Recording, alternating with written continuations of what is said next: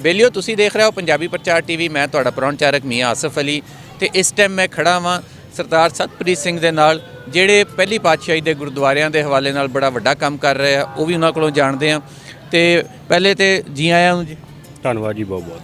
अच्छा कित्थों आए हो तुसीं? ਅਮਰੀਕਾ ਤੋਂ ਜੀ।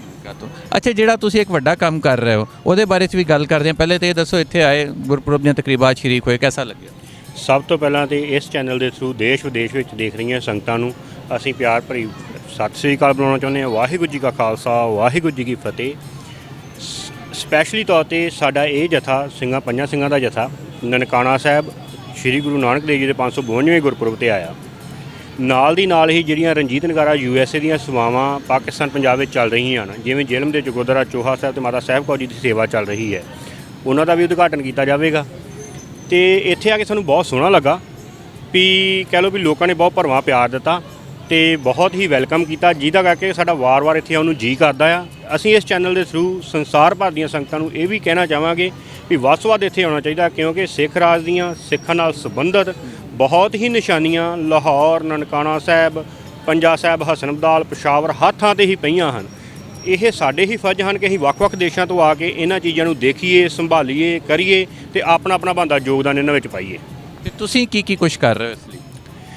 ਅਸੀਂ ਸਭ ਤੋਂ ਪਹਿਲਾਂ ਤਾਂ ਗੁਰੂ ਘਰਾਂ ਨੂੰ ਰੀਸਟੋਰ ਕਰਨ ਦਾ ਉੱਦਮ ਉਪਰਾਲਾ ਗੁਰੂ ਸਾਹਿਬ ਜੀ ਦੀ ਕਿਰਪਾ ਨਾਲ ਹੀ ਕਰ ਰਹੇ ਹਾਂ, ਕਿਉਂਕਿ ਜਿਵੇਂ ਰਣਜੀਤ ਨਗਾਰਾ USA ਵੀ ਹੈ, ਇਹ ਕਹਿ ਲਓ ਵੀ ਇੱਕ ਸੰਸਥਾ ਤਾਂ ਹੈ, ਪਰ ਇਹ ਸੰਸਥਾ ਸੰਗਤ ਦੀ ਅਸੀਸ ਸਦਕਾ ਹੈ, ਸੰਗਤ ਦੇ ਸਹਿਯੋਗ ਸਦਕਾ ਹੈ।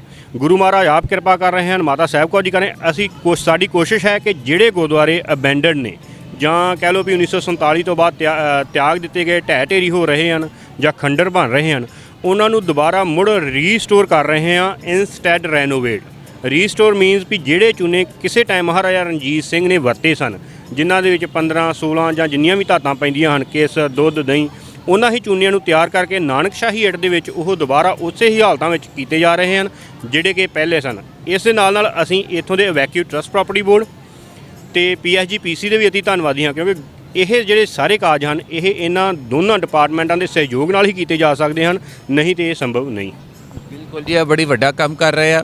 ਪੁਰਾਣੇ ਗੁਰਦੁਆਰਿਆਂ ਦੀ ਜਿਹੜੀ ਸਾਂਭ ਸੰਭਾਲ ਆ ਅਤੇ ਨਾਲ ਉਹਨਾਂ ਨੂੰ ਦੁਬਾਰਾ ਤੋਂ ਬਣਾਉਣਾ ਅਤੇ ਖੜਾ ਕਰਨਾ, ਇਹ ਵੱਡਾ ਕੰਮ ਸੀ ਜਿਹੜਾ ਇਹ ਕਰ ਰਹੇ ਆ। ਅਤੇ ਇਹ ਕੰਮ ਅੱਗੇ ਹੁਣ देखेंगे कित्थे तक कपड़दा ते इन्हां दे नाल अगे तुहानूं मज़ीद दिखांदे भी रहांगे। ये कल्चरल वैरायटी थी, वो म्यूज़ियम आने का मकसद भी यही था कि हम लोग कल्चर को जान सकें एंड हिस्ट्री को जान सकें, and they are like representing themselves and representing their culture, so it was like a kind of good thing to be in a picture with them. ਤੁਸੀਂ ਦੱਸੋ ਜੀ जी, क्योंकि वो डिफरेंट है और वो यहाँ पे क्योंकि डिफरेंट ने ते इन्हां दी जेह्ड़ी हैगी है कल्चर साढ़े तो अलहदा है, इस वास्ते ते जेह्ड़े रंग उन्होंने पहने हुए थे, मैं I am not that good in Punjabi, but the culture they were depicting with the help of their colours and their robes and their swords they were carrying, so it was so like attractive and inviting to have a picture with them, so we did it.